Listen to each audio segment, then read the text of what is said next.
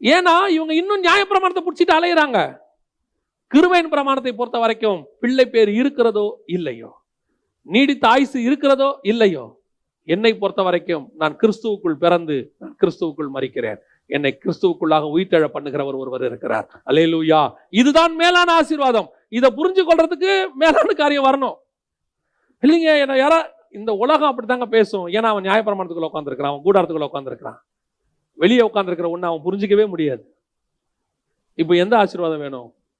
ஈசாக்கு உள்ள 2 ஆசீர்வாதத்தை வச்சிருக்கிறார். ஒரு ஆசீர்வாதம் யாக்கோபு இஸ்ரவேலுக்குரிய ஆசீர்வாதம், இன்னொரு ஆசீர்வாதம் ஏசாவுக்குரிய ஆசீர்வாதம். அது கூடாரத்துக்குள்ளதான் இருக்கு. எல்லா ஆசீர்வாதமும் இஸ்ரவேலுக்கு போயிடுச்சு. நாமளும் இன்னைக்கு அதை தான் சொல்லிட்டு இருக்கிறோம். என்ன சொல்றோம்? இஸ்ரவேல் மாதிரி நம்மளெல்லாம் ஆண்டவர் நேசிக்கலீங்க.